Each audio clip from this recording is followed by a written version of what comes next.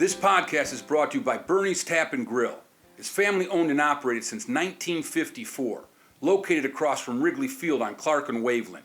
My dad hit a few home runs on the Waveland Avenue, and Bernie's was my dad's favorite place to go. It's got delicious food, 4 full-service bars, an awesome beer garden, a sidewalk patio cafe, and a cool upstairs area. It's the place I've always met my friends at before and after games. Go on by and tell Linda Dillman Jeff Santo sent you. Bernie's Tap and Grill, where you go when you go to Wrigley.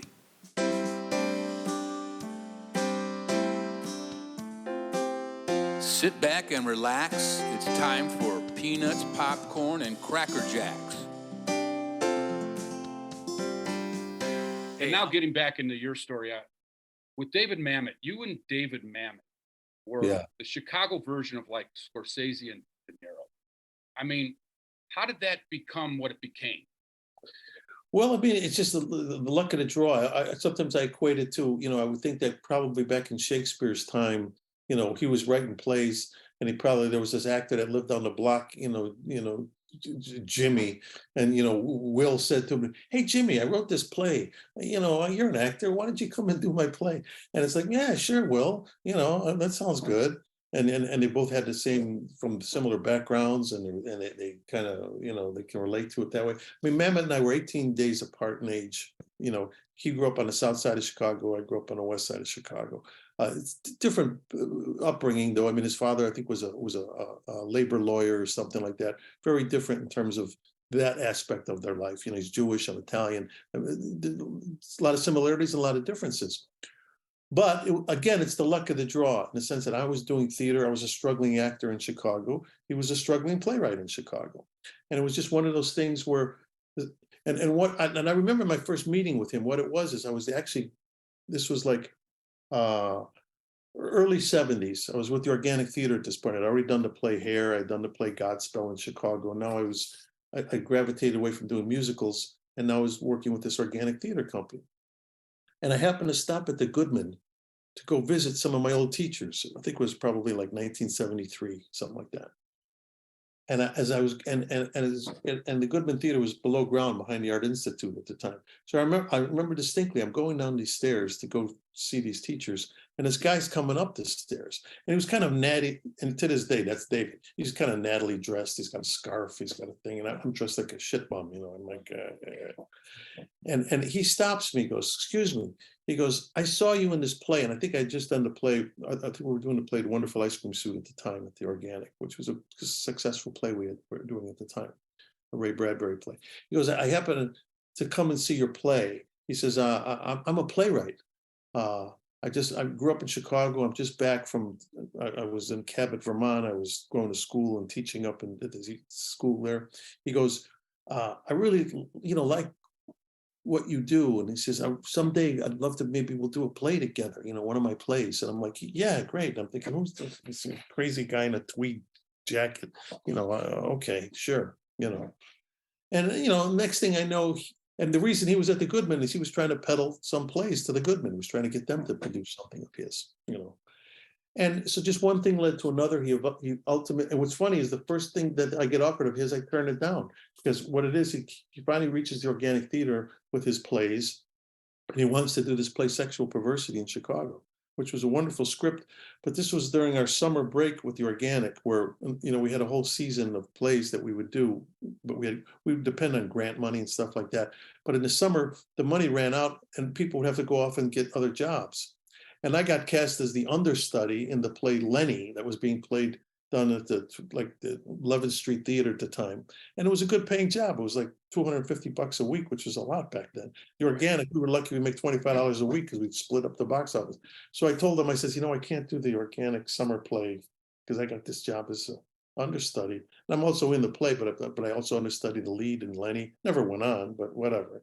But that summer, I had a good paying job, and I had to take the job. So I turned down that, Mamet and Stuart Gordon, who was the director at the time of the Organic, said, "Well, Dave would love you to play this character, the lead character." I said, "Yeah, no, thanks, but no thanks." Thank God he didn't hold it against me. Because the next time he asked me to do a play was when he did this, it's called The Life in the Theater, which I did with Mike Nussbaum in Chicago with the original production. But again, back in those days, we were still in a vacuum. We were doing our stuff in Chicago, but it couldn't. It wasn't going anywhere beyond that. And it wasn't until Grease happened, and all of a sudden became this big phenomenon.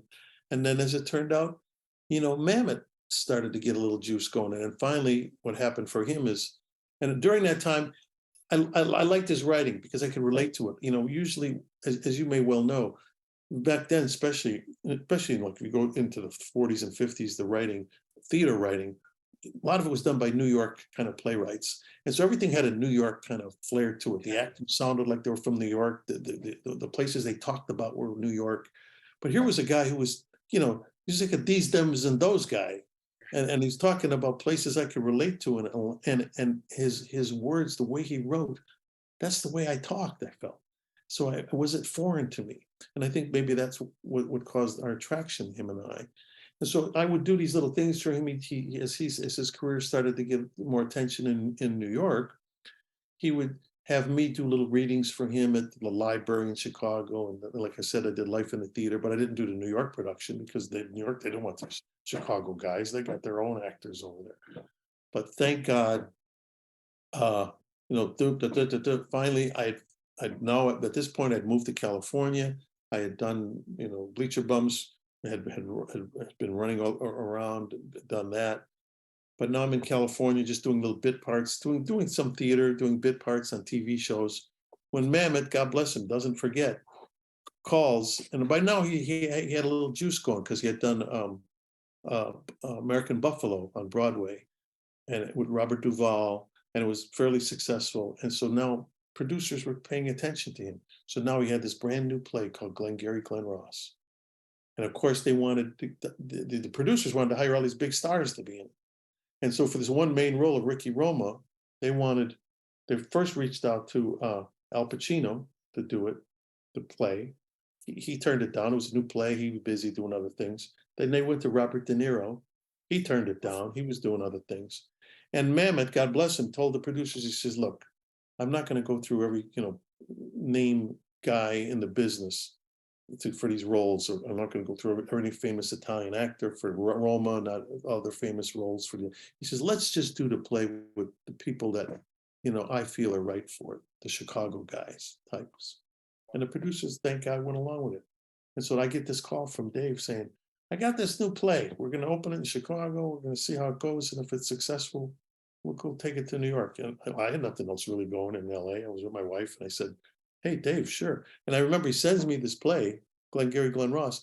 I read it. Now, again, having never lived in a house, here's a whole play about real estate. I don't know what the hell they were talking about. There's lines in there about the leads and this, and I'm thinking, what the fuck is this? So he calls me the next day, goes, how'd you like to play? And I didn't have the heart to tell him I didn't understand what the hell half of it is. I said, Dave, I didn't get to it yet. I'm going to read it tonight. I'll call you tomorrow. So now I called some relatives of mine who were in real estate. I said, will you explain to me what this stuff is? What's a lead?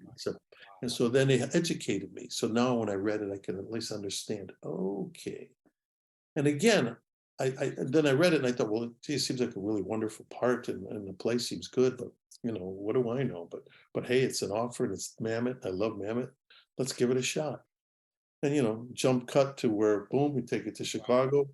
We do Chicago, we take it to New York. The play opens. The show wins the Pulitzer Prize. I win the Tony Award. I couldn't have written a better script for myself. Oh, man. And I think I remember the night I won the Tony Award, some of the press people come up and ask me, they go, so you got to remember, this is 1984. And I started my career in 1969 with Hair and kind of banged around up until 84. So I remember one of the press guys we're at the Waldorf Astoria for the after party of the Tonys. The guy comes up to me and goes, so you won a Tony Award for, your Broadway, here I was a fairly new guy. I mean, nobody really knew who I was.